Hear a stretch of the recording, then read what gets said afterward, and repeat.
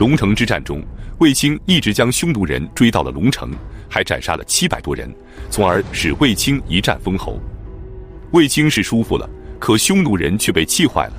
他们从冒毒单于开始，就从来没有吃过这种亏，于是匈奴便更加频繁地袭扰汉朝的边境，报复汉朝。当年冬天，君臣单于就派出5路大军，分别攻击右北平郡、渔阳郡、代郡、雁门郡、云中郡。每到一处便烧杀夺掠，其中被抢最为严重的是渔阳郡。于是汉武帝便派韩安国前去渔阳郡镇守。可韩安国来了之后，匈奴却不来了，他就主动派人出去侦查，并抓回了一个匈奴的俘虏。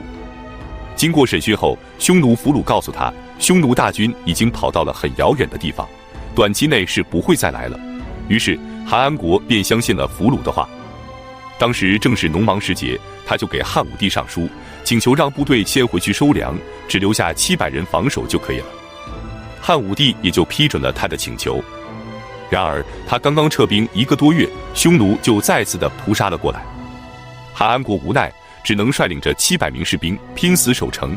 就在败局已定的紧要关头，幸亏燕王派出援军支援，才总算稳定了局势，匈奴退走。第2年，即公元前128年秋天，匈奴的左贤王派出2万骑兵进攻汉朝的辽西郡，杀死了辽西太守，掳掠百姓2000多人。随后又攻击渔阳郡和雁门郡。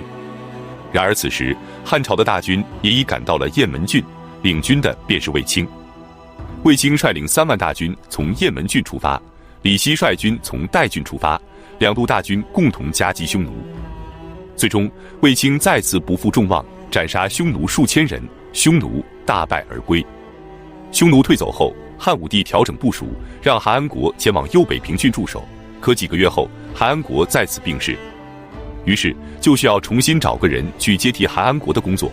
汉武帝便想到了李广。在龙城之战中，李广被活捉后逃了回来，汉武帝将他打入死牢。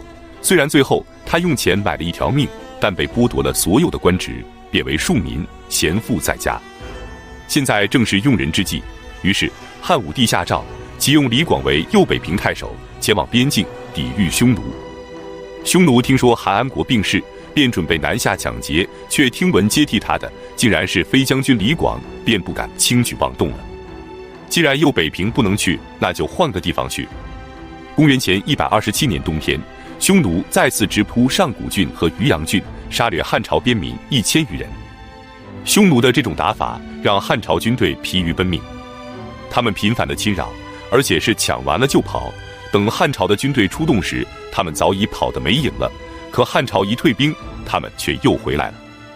而且汉朝与匈奴的边境线又非常的长，不可能每个地方都长期的驻有大量的军队，于是就陷入了死循环，感觉完全是无解，只能就这样一直被匈奴牵着鼻子走。匈奴此次的进犯也是一样，汉朝从匈奴俘虏的口中得知，这次匈奴会继续加大对东北方向各个郡的侵扰力度。于是汉武帝决定不再被匈奴牵着鼻子走了，他要制定一条胡骑东进，汉当西击的战略。那就是匈奴攻击汉朝的东边，那么汉朝就反方向去攻击匈奴的西边，目标便是河南地。河南地指的是阴山以南、贺兰山以东、鄂尔多斯高原以西的这一块冲积平原，位于今天内蒙古伊克昭盟一带。黄河沿着贺兰山向北流去，由于阴山的阻挡，折而向东，之后又沿着吕梁山向南，便形成了一个几字形的大弯曲。后来这个地方也被称为河套平原。这里水草丰美，土壤肥沃，自古就有黄河九害为父一套的说法，所以这里就成了匈奴非常重要的放牧和养马之地。河南地不仅在经济上有着巨大的优势，在军事上更是具有重大的战略意义。匈奴经常以河南地为跳板，侵扰汉朝的北地郡和上郡，而且河南地距离长安也不足1000里，就如一把尖刀插在了汉朝的背后。这里长期盘踞着的是楼烦王和白羊王，他们也是匈奴进攻汉朝的前哨，打掉他们就等于拆掉了匈奴的跳板。于是汉武帝便要筹划一场更大的战役，给予匈奴沉重的打击。首先他命令李希率领1万大军出代郡，佯攻匈奴，做出要从正面攻击单于主力的假象。果然，匈奴单于得知汉军从代郡出来的消息后，当即就命令左贤王和右贤王都向中间靠拢，准备3路大军共同围攻汉军。而此时，卫青则率领着3万人马，偷偷地从云中郡出发，快速地沿着秦长城内侧、黄河的北岸急速向西行军。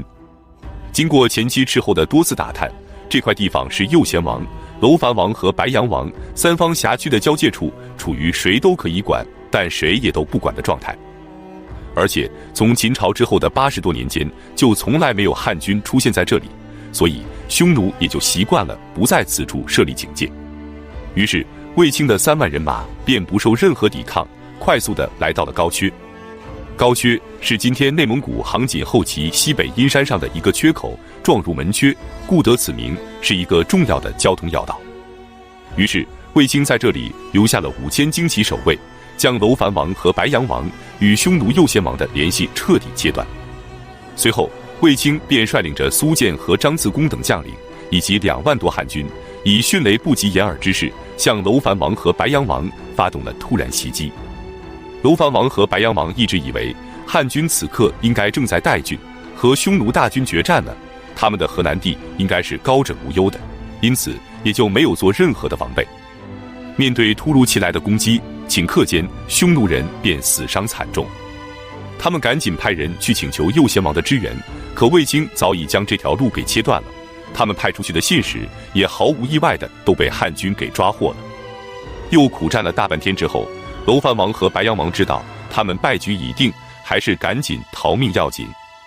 于是他们一面命人拼命抵抗，一面悄悄地带领着卫队趁着夜色溜走了。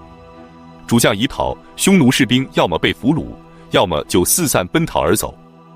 卫青则率领着精骑沿着黄河南下，一面追击白阳王和楼烦王，一面对河南地实行包围，一直追到陇西郡才作罢。至此，河南地之战结束。此一战，卫青活捉匈奴数千人，夺取牲畜牛羊达100万之多，而且还是全甲兵而还，基本上没什么伤亡。消息传回长安，整个长安都沸腾了。这是自从汉朝建国以来对抗匈奴取得的最大的战果了。汉武帝异常高兴，加封卫青为长平侯，10亿3800户。同时被封侯的还有卫青的2个部将，苏建被封为平陵侯，张自恭被封为案头侯。仗已经打完了，又有个问题出现了。卫青此战收获颇丰，但对于这块土地是该撤军呢，还是该派军去驻守呢？汉武帝让群臣商议，结果大臣们意见不一。最终汉武帝采纳了主敷衍的建议，派兵驻守。公元前127年夏天，汉武帝下令从各地迁移10万人前往河南地，并在此建立朔方郡，派苏建去修筑朔方城，并修缮秦朝时期蒙恬将军所筑的要塞，继续巩固黄河屏障。